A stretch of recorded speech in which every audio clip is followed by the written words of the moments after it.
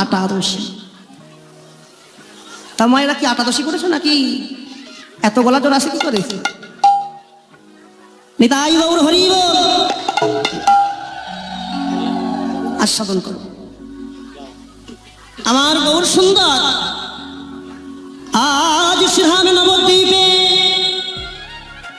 ভক্তদের সঙ্গে লয়ে রস খেলা খেলছেন। রসের খেলা, আহা খেলা তো খেলছে গৌর হরি। খেলা আমার যেমন তেমনই হোক না কেন, যদি আমার লক্ষ্য থাকে আমি গৌরচরণ লাভ করব, সে খেলাকে হারাতে পারে না। খেলা আমার যাই খেলা হোক না কেন, যদি লক্ষ্য থাকে আমি গৌর চরণ লাভ করব, ঠিক লাভ হবে। লক্ষ্যটা হচ্ছে আসল। লক্ষ্য যেন লক্ষ্য ভেদ না হয়ে যায়, লক্ষ্যটা ঠিক রাখতে হবে। জন্ম আমার যেইগুলোই হোক না কেন, যদি কর্ম ভালো থাকে তাকে কি আটকানো যাবে? আরে পিতার কর্তব্য কি? পিতার কর্তব্য হচ্ছে মাটিতে বিষটাকে পোতা, আর মায়ের কর্তব্য যে বিষটা আমার স্বামী মাটিতে পুঁতে গেল ওই বিষটাকে বড় করা। তাহলে মা হচ্ছে ক্ষেত্র মাটি, আর বাবা হলো বীজ। তাহলে বাবা যে বিষটা মাটিতে রোপণ করছে, মাটি যদি ভালো হয় তো ফসল ভালো হবে, আর মাটি যদি নোনা হয়ে যায় ফসল কি ভালো হবে?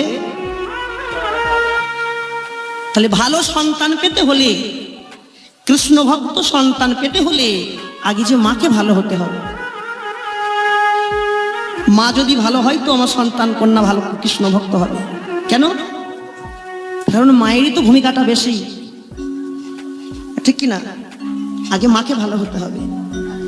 পিতা আমার যাই পারে হোক, পিতা পিতা দৈত্য হোক অসুর হোক দুঃখ নেই,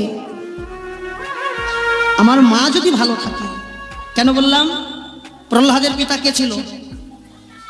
হিরণ্যকশিপুর একজন দৈত্য ছিল, অসুর ছিল।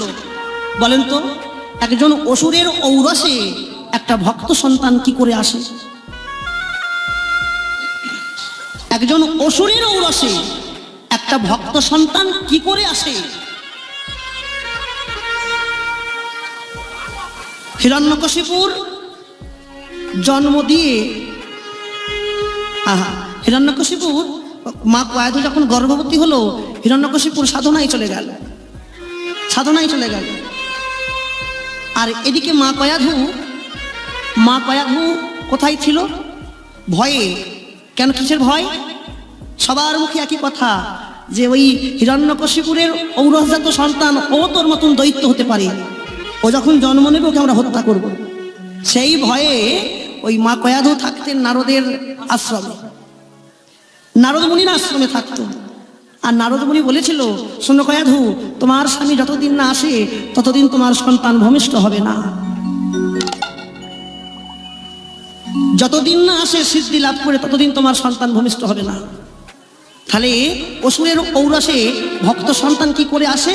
এবার দেখেন, প্রহ্লাদ যখন মায়ের গর্ভে ছিল, মা কয়াধু প্রত্যেক দিন শিবাসের নারদ মুনির ওই আঙিনাটা আশ্রমটা ঝাড়ু দিত।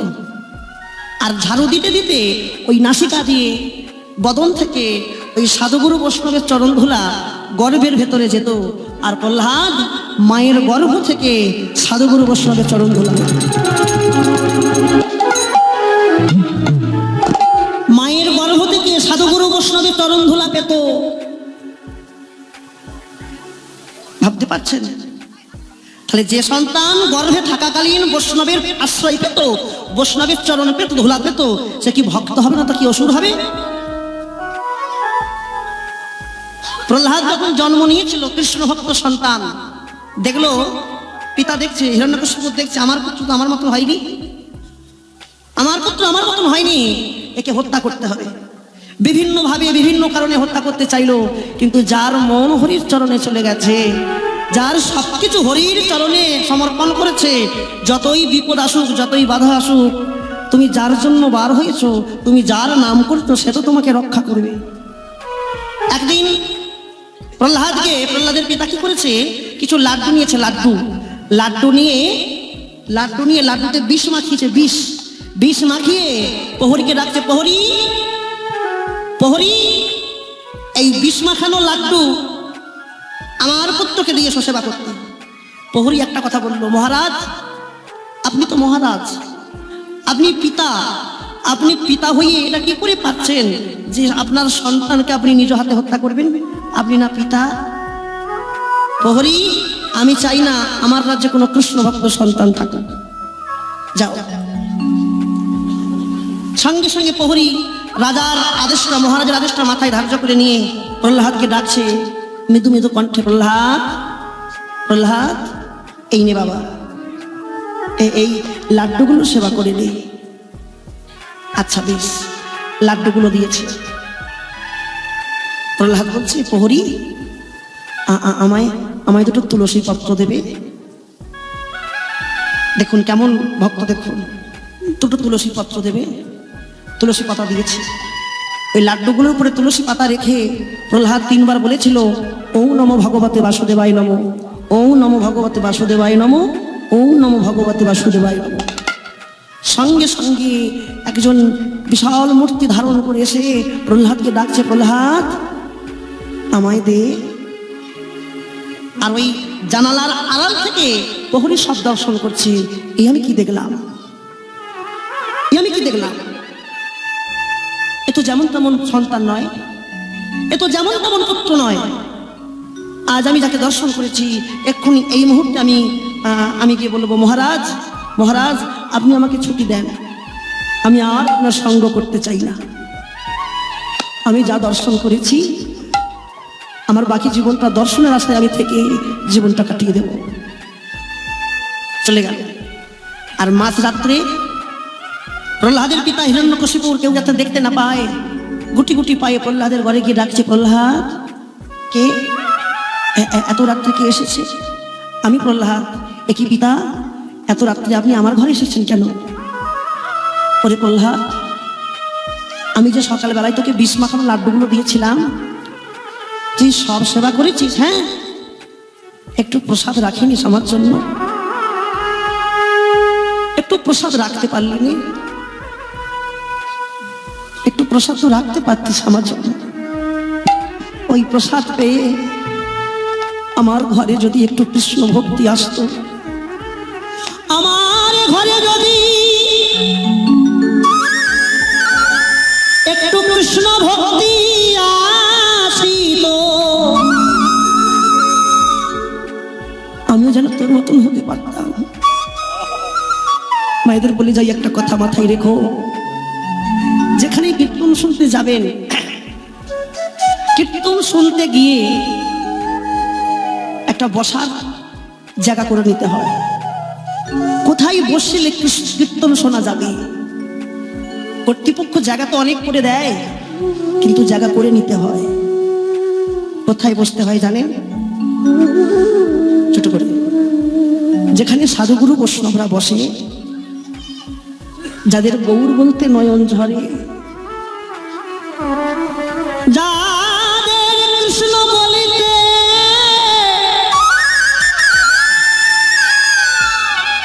যাদের কৃষ্ণ বলতে নয়ন ঝরে, বসতে যদি হয় মা, তাদের কাছে গিয়ে বসবেন। কেন তাদের কাছে বসবো? কেন?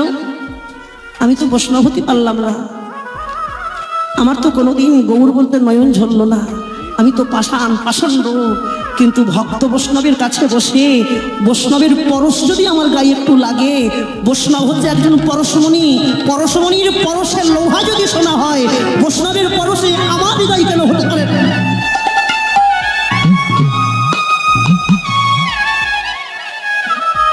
বৈষ্ণবের কাছে বসে বৈষ্ণব যখন কাঁদে,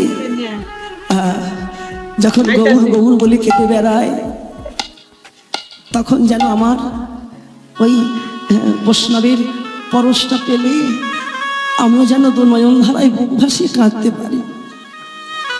আর তো কিছু চাই না গো, আর তো কিছু লাগে না। একমাত্র লাগে দৃঢ় ভক্তি, বিশুদ্ধ ভালোবাসা। এই ভক্তি যদি কারো ঘরে থাকে, এই ভক্তি যদি কারো হৃদয়ে ধরতে পারে, একদিন না একদিন কৃপা হবে। সেদিন আমাদের কবে হবে? আরে মোরো গৌরাঙ্গ রায়, সুরধ্বনির মাঝে যাইয়া নবীন নাবিক হইয়া সহচর মেলিয়া খেলাই। আরে গৌরীর সঙ্গে কারা কারা খেলছে আজকে? একা একা তো খেলা যায় না, যায় কি? বৈষ্ণব পদকর্তা কলম লিখছেন, আরে প্রিয় গদা, প্রিয় গদা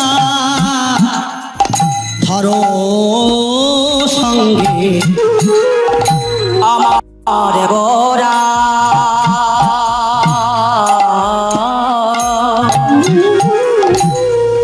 গোরায়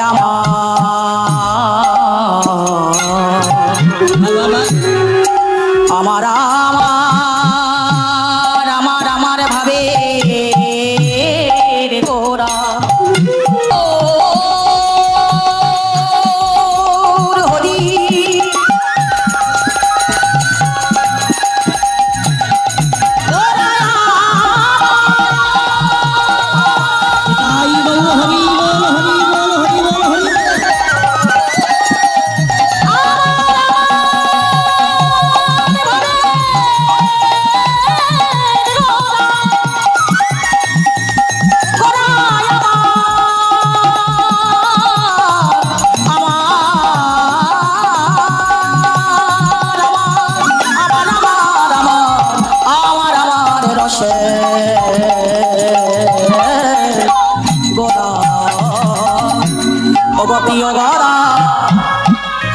ধরো সঙ্গে পুরবর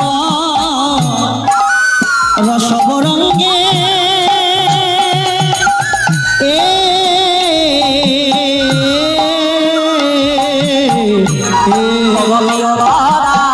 ধরো সঙ্গে পুরবয়া বাসরঙ্গে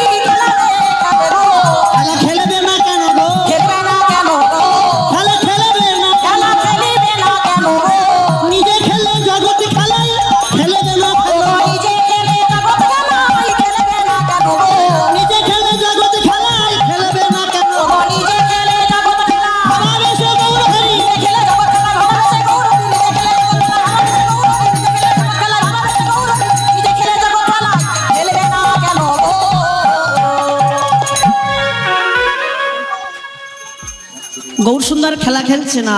কোথায় খেলা খেলছে বাবা? সুরধ্বনির মাঝে মাঝে যাইয়া নবীন নাবিক হইয়া সহচর মেলিয়া খেলা। তা কাদেরকে সঙ্গে নিয়ে খেলছে? প্রিয় গদা ধরো সঙ্গে পুরব রসব রঙ্গে নৌকায় বসি সব করে কেলি, আর ডুবু ডুবু করে না বহয়ে বিষমবা দেখে হাসি গোরা বনমান। দেখবেন যদি কেউ নৌকায় ওঠে না, নৌকার মনে হয় ডুবু ডুবু করছে, করে না? মনে হয় এই ডুবে যাবে, এই একবার খেলাধুলা করে না, হয় কিনা? যত ভয় পাচ্ছে ভক্তরা গৌর হরি করছে, আর গৌর সুন্দর ভক্তদের ওই ভাব দর্শন করে হাসছে, দেখে হাসে গোরা বনমান।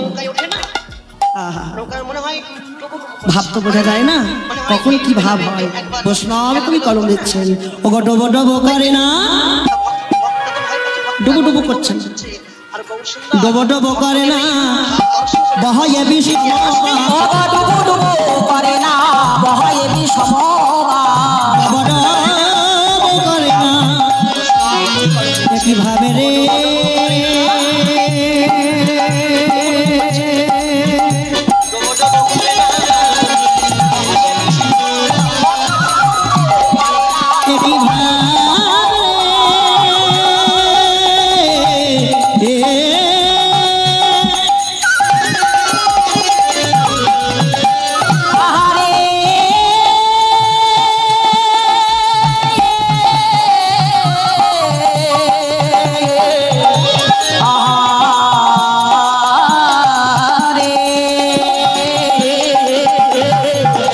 ডুবু অগো ডুবু ডুবু করে না বহে বিষমবাদ দেখে হাসে গোড়া বনমালী, অগো দেখে হাসে গোরা বনমালী মালি দেখে হাসে গোরা বনমালী অগো আনন্দ আর ধরে না গো হরি হরি ও তাদের আনন্দ আর ধরে না গো